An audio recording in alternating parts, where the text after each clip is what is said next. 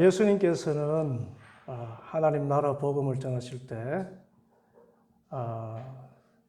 대부분 비유로 말씀을 전하셨습니다.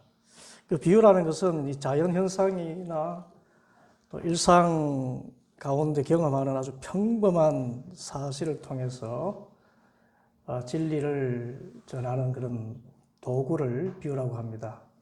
그래서 하나님 나라 복음 진리를 전하실 때 예수님께서는 아주 쉬운 소재를 가지고 전하셨어요. 그런데 이 비유는 쉬우면서도 알쏭달쏭했습니다. 분명히 다 아는 이야기인데 무엇을 뜻하는가? 그런데 예수님께서 왜 비유의 말씀을 드셨는가 하면 바리새인이나 율법학자들과 같이 정말 예수님 말씀을 아예 귀를 닫고 예수님을 어떻게 하여든 비난하고 핍박할 조건만 찾는 그런 성령을 모독하는 죄를 지은 사람들이기 때문에 그들에게 책 잡히지 않으시려고 십자가에 못 박혀 죽으시기까지 그 전에 애매하게 고난을 받으실 이유가 없습니다. 그래서 이미 천국에서 멀으신 그들에게는 시간 낭비하지 않으시려고 저게 무슨 뜻일까? 그렇지만 평범한 그런 말들이기 때문에 거기에 대해 책 잡을 수 없었습니다. 반대로 예수님을 따르던 대부분의 사람들은 서민들입니다. 어떤 교양이 이렇게 출중하지도 않고 지식도 많지 않은 사람들입니다. 그렇지만 그들이 하는 일상의 일들, 농사라든지 또는 그 업이라든지 또는 가사일이라든지 이런 여러 일들을 그들이 경험하는 그 일상을 통해서 정말 아주 쉽게 받아들이면서도 그 안에 있는 오묘한 비밀을 전할 수 있기 때문에 많은 주님을 따르는 사람들에게는 비유로 말씀하셨습니다. 그래도 알쏭달쏭하기 때문에 예수님께서는 제자들에게는 다 설명해 주셨다. 그렇게 이야기했습니다. 33절, 34절 말씀이 그렇죠. 예수께서 그들이 알아들을 수 있을 정도로 이같이 많은 비유로 말씀을 전하셨다. 비유가 아니면 말씀을 전하지 아니하셨으나 제자들에게는 따로 모든 것을 설명해 주셨다. 그런데요, 이 비유로 말씀을 하시고 제자들이 알도록 자세히 설명해 주셨다는데 오늘 이 첫 번째 비유의 말씀에 뜻이 있습니다. 오늘 이 말씀 가운데 이 첫 번째 비유는 등불의 비유지요. 21절 21절 말씀입니다. 예수께서 그들에게 말씀하셨다. 사람이 등불을 가져다가 말 아래나 침상 아래에 두겠느냐? 등경 위에다가 두지 않겠느냐? 숨겨둔 것은 드러나고 감춰둔 것은 나타나기 마련이다. 여러분 너무나 쉽죠? 우리도 옛날에 호롱불을 켜서 생활하던 때가 제 기억에도 어렴풋이 있습니다. 그리고 사람이 밤에 호롱불을 켜가지고 어디에 둡니까? 부엌에 가서 두지 않죠. 방 안에 가장 높은 곳에, 방 안을 다 비추는 곳에 그 호롱불을 둡니다. 그 감추인 것이 다 보이도록 그렇게 하는 것입니다. 이 말씀은 뭔가 하면은, 하나님의 말씀이 비유로 하실 때 마치 숨겨둔 것 같고 또 감춰둔 것 같은 비밀을 가지고 있는데, 예수님께서는 그 사랑하는 우리 하나님의 자녀들에게 등불과 같은 성령님의 비추심을 통해서 반드시 깨닫게 해주신다는 그런 뜻을 가지고 있습니다. 이 성경 말씀, 특별히 개역 성경 같은 성경책 읽으면 참 어렵죠. 어려워서 이해가 참 되지 않습니다. 그리고 비유의 말씀을 읽어도 항상 이해가 되지 않는 그런 말씀들이 굉장히 많습니다. 그런데 예수님의 이 말씀에 의하면은 말씀을 계속 읽고 묵상하고 포기하지 않고 주님의 말씀을 가까이 하면은 어느 순간에 성령님께서 나의 이성을 밝히셔서 이 무지의 구름을 걷어내시고 그 말씀의 뜻을 깨달아 알도록 밝혀주신다는 것입니다. 감추인 보화를 캐낼 수 있게 하시고 흐릿하던 것들이 분명하게 깨달아질 수 있는 그 시간을 반드시 주신다는 것입니다. 그래서 우리가 가정 예배를 드리죠. 벌써 저희들 가정 예배도 이렇게 횟수로 보면은 한 10년 가까이 이렇게 드렸는데 아직도 이 자녀들과 이 대화를 나누다 보면 말씀의 깨달음이 있는 것 같기도 하고 없는 것 같기도 하고 답답하게 느껴지는 경우가 있습니다. 그런데 오늘 말씀은 우리에게 이 소망을 줍니다. 예? 성령님은 등불과 같아서 반드시 그 숨은 뜻, 감추인 뜻을 우리의 자녀들에게 밝히 알도록 보여주신다는 그 확신입니다. 그래서 가정 예배, 우리 자녀들이 왜 이렇게 변화가 없는가? 우리의 가정에는 왜 자녀들이 왜 이렇게 믿음이 잘 자라나지 않는가? 왜 말씀에 대한 깨달음이 이렇게 부족한가? 낙심할 일 없습니다. 반드시 성령 하나님께서 조명해 주시면 밝은 빛 안에서 말씀을 환히 깨닫게 되는 그때가 올 줄 믿습니다. 요한복음 14장 17절 그는 진리의 영이시라 세상은 능히 그를 받지 못하나니 이는 그를 보지도 못하고 알지도 못함이라 그러나 너희는 그를 아나니 그는 너희와 함께 가심이요 또 너희 속에 계시겠습니다. 그러므로 포기하지 말고 하나님의 말씀을 전하고 또 나누는 귀한 일들을 잘 감당할 수 있게 되기를 바랍니다. 그런데 등불의 이 비유에 예수님께서 등불의 비유로 드신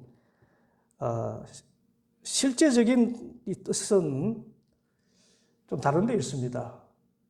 말씀이 밝히 보여진다는 그것을 전해주시기도 했지만은 오늘 이 비유 말씀을 다 읽어보면은 그것은 바로 우리 하나님의 자녀들의 삶에 관한 가르침입니다.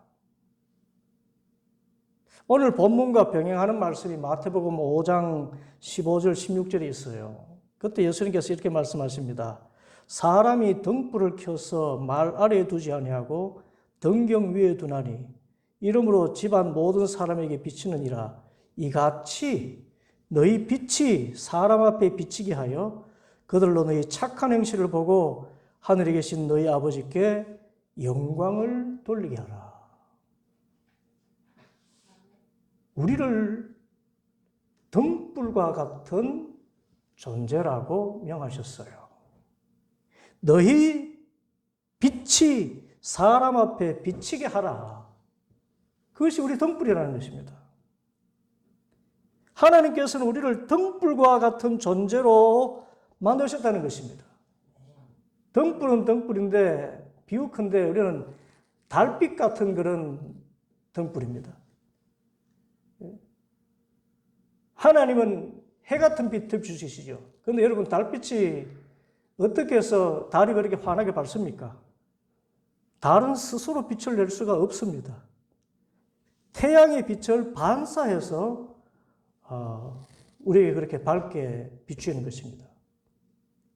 그래 우리가 빛이라고 할 때는 바로 이 달과 같은 빛을 이야기합니다. 그래서 우리가 달과 같은 빛을 비추면은 사람들이 우리의 빛을 보고 우리의 등불 같은 그런 삶을 보고 저 빛의 근원이 하나님이구나. 그래서 하나님께 영광 돌리게 된다는 것입니다. 그러면 이 등불 같은 삶이 뭡니까?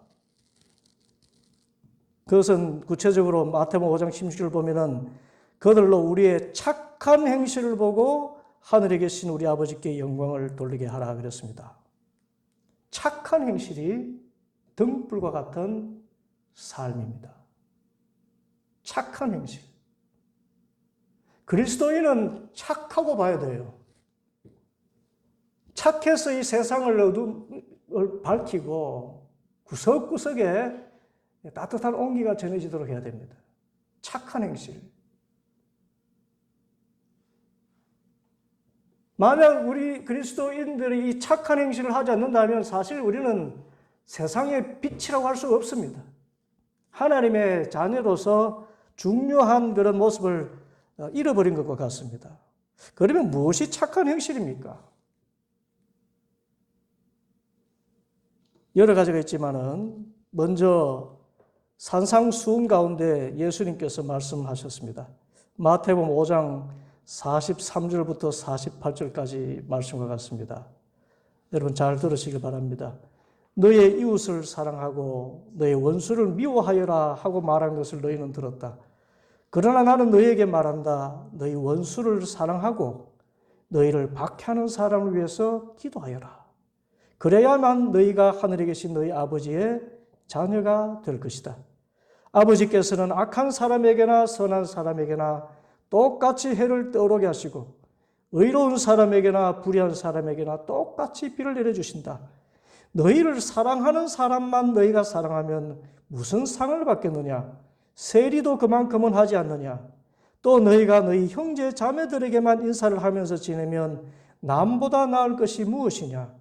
이방 사람들도 그만큼은 하지 않느냐? 그러므로 하늘에 계신 너희 아버지께서 완전하신 것 같이 너희도 완전하여라. 하늘에 하나님이 태양빛처럼 비추는 그 밝기만큼 달빛이 반사해서 비추도록. 그 핵심 내용은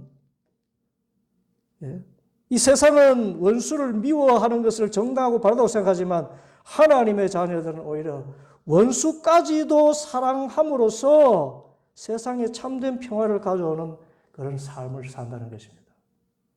세상과 완전히 구별된 그런 가치관을 가지고 삽니다. 이것이 착한 행실이에요. 이것을 사도 바울은 로마서 12장 9절부터 21절에서 이렇게 또 말씀합니다. 사랑에는 거짓이 없어야 합니다. 악한 것을 미워하고 선한 것을 굳게 잡으십시오. 형제의 사랑으로 서로 다정하게 대하며 존경하기를 서로 먼저 하십시오. 열심을 내어서 부지런히 일하며 성령으로 뜨거워진 마음을 가지고 주님을 섬기십시오. 소망을 품고 즐거워하며 환난을 당할 때 참으며 기도를 꾸준히 하십시오. 성도들이 쓸 것을 공급하고 손님 대접하기를 힘쓰십시오. 여러분을 박해하는 사람들을 축복하십시오. 축복을 하고 저주를 하지 마십시오. 기뻐하는 사람들과 함께 기뻐하고 우는 사람들과 함께 우십시오. 서로 한마음이 되고 교만한 마음을 품지 말고 비천한 사람들과 함께 사귀고 스스로 지혜가 있는 채 하지 마십시오. 아무에게도 악을 악으로 갚지 말고 모든 사람이 선하다고 생각하는 일을 하려고 애쓰십시오. 여러분 쪽에서 할 수 있는 대로 모든 사람과 더불어 화평하게 지내십시오. 사랑하는 여러분, 여러분은 스스로 원수를 갚지 말고 그 일은 하나님의 진노하심에 맡기십시오. 성경에도 기록하기를 원수 갚는 것은 내가 할 일이니 내가 갚겠다고 주님께서 말씀하신다 하였습니다. 네 원수가 줄이거든 먹을 것을 주고 그가 목말라 하거든 마실 것을 주어라. 그렇게 하는 것은 네가 그의 머리 위에다가 숯불을 삼는 셈이 될 것이다 하였습니다. 악에게 지지 말고 선으로 악을 이기십시오. 여러분, 이것이 착한 행실입니다. 세상은 비천한 사람과 사귀기를 싫어하잖아요. 그런데 우리 그리스도인은 비천한 사람들과 함께 사귀라고 이야기합니다. 세상은 스스로 지혜가 있는 것처럼 자신을 나타내려 하지만은 그렇게 스스로 지혜 있는 척 하지 말라고 이야기합니다. 세상은 악은 악으로 갚아야 한다고 생각합니다. 보복심입니다. 그것이 정의라고 생각합니다. 그런데 주님은 선으로 악을 이기라고 이야기합니다. 원수를 갚지 말고 오히려 원수를 축복하라고 이야기합니다. 완전히 다르지요. 그런데 여러분, 이 세상을 밝히는 것은 원수를 미워하는 것입니까? 원수를 사랑하는 것입니까? 비천한 사람을 배척하는 것입니까? 비천한 사람들과 함께 더불어 사는 것입니까? 하나님의 하나님의 말씀대로 세상과 구별된 가치관을 그대로 행하며 살면 우리는 이 세상을 밝게 비출 수가 있습니다.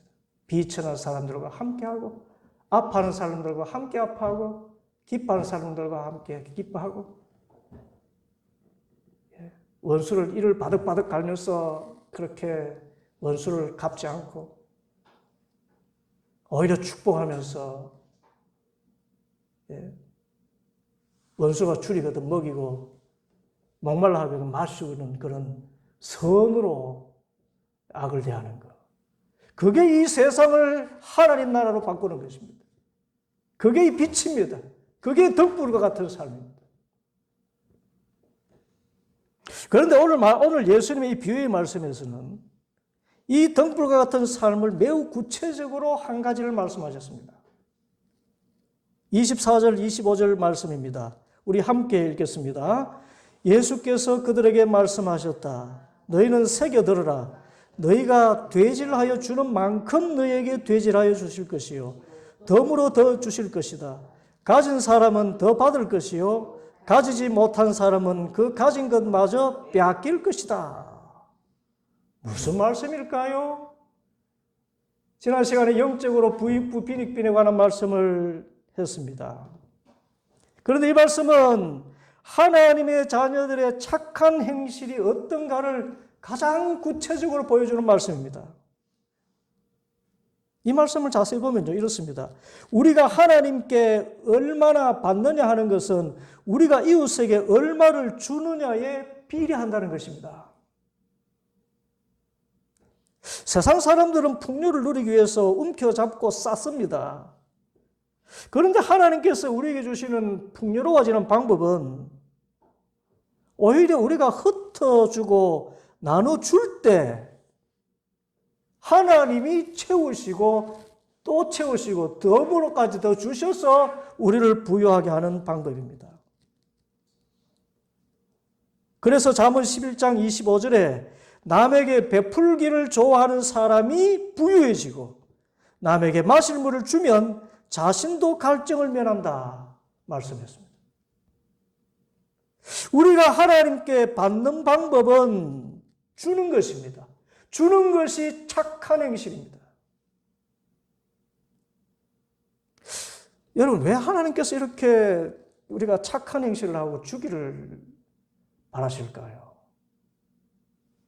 그것은 하나님은 우리가 빚지는 것을 싫어하시기 때문입니다. 하나님은 우리가 풍요로워서 나눠주기를 좋아하시지 빚지는 것은 싫어하십니다. 그래서 하나님을 위해서, 이웃을 위해서 베풀고 나누면 하나님이 계속해서 더 나눌 수 있도록 채우시고 또 채우시고 넘치게 채워주시는 것입니다. 이것이 등불과 같은 삶입니다. 착한 행실입니다. 베풀고 나누고 주는 것입니다.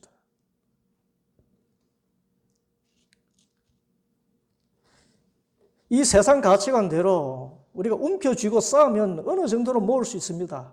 그런데요, 세상적으로 자꾸 싸우고 모으기만 있으면 거기에 근심과 염려가 더 많아집니다. 싸운 것을 잃을까봐, 손해볼까봐 걱정에 사로잡히는 것입니다. 그렇지만 내게 주신 것이 다 하나님의 것이다. 그래서 하나님의 일을 위해서 드리고 이웃에게 베풀고 나누고 주는 삶을 살겠다고 생각하면 이것이 등불이 되어서 세상을 얼마나 밝게 비추는지 모릅니다. 세상을 밝히는 만큼 또 주님께서는 우리에게를 얼마나 풍요롭게 하시는지 모릅니다. 하나님의 은혜가 베푸는 사람에게 임합니다. 나누는 사람에게 임합니다. 그래서 결국은 우리를 통해서 하나님이 영광을 받으십니다. 이것이 사람들을 하나님께로 인도하는 착한 행실이고 하나님께 영광 돌리는 길입니다. 그러면 어떻게 하면 우리가 이 베풀고 나누고 주고 한 이 삶을 살 수 있습니까? 어떻게 하면 이 세상을 좀 더 밝게 비추이는 삶을 살까요? 첫째는 등불 같은 삶의 결과는 반드시 풍성한 열매를 거두게 된다는 믿음을 갖는 데 있습니다. 등불과 같이 살면은 반드시 풍성한 열매, 온 세상이 밝아지는 풍성한 열매, 내 삶이 풍요로운 열매가 거둬질 줄 믿습니다. 그것을 비유로 말씀하셨어요. 26절에서 29절입니다. 예수께서 또 말씀하셨다. 하나님 나라는 이렇게 비유할 수 있다. 어떤 사람이 땅에 씨를 뿌려놓고 밤낮 자고 일어나고 하는 사이에 그 씨에서 싹이 나고 자라지만 그 사람은 어떻게 그렇게 되는지를 알지 못한다. 땅이 저절로 열매를 맺게 하는데 처음에는 싹을 내고 그 다음에는 이삭을 내고 또 그 다음에는 이삭에 알찬 나달을 낸다. 열매가 익으면 곧 낫을 된다. 추수 때가 왔기 때문이다. 여러분, 세상 사람들은 생각합니다. 풍요로워지려면 모으고 쌓아야 한다. 그런데 예수님은 오히려 뿌리라고 하십니다. 이스라엘에서 농사 지을 때는 씨를 어떻게 했습니까? 심었습니까? 뿌렸습니까? 뿌렸어요. 길가에 떨어지든 돌짝밭에 떨어지든. 그런데 대부분의 씨앗은 어떤 밭에 떨어지게 됩니까? 좋은 밭에 떨어지게 되어 있어요. 그래서 씨를 뿌리면 당장은 다 사라지고 없는 것 같지만 밤낮 자고 일어나고 하는 사이에, 그러니까 나는 신경 끄는 것입니다.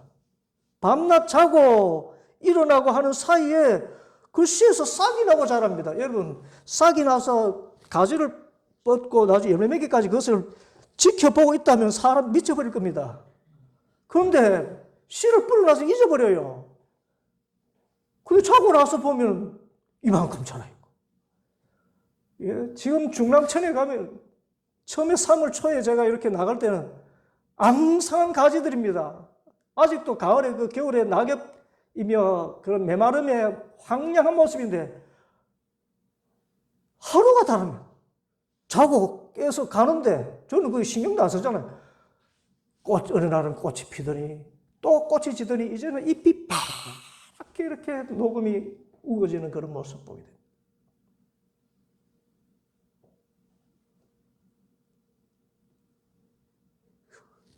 우리는 그 영문을 모릅니다. 그냥 뿌리기만 한 것입니다.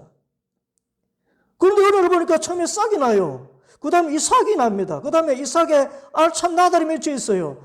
그 다음에는 낫 들고 가서 그냥 수확하게만 됩니다. 풍성한 수확의 기쁨. 중요한 것은 사람의 생각과는 정반대로 하나님이 역사하신다는 것입니다.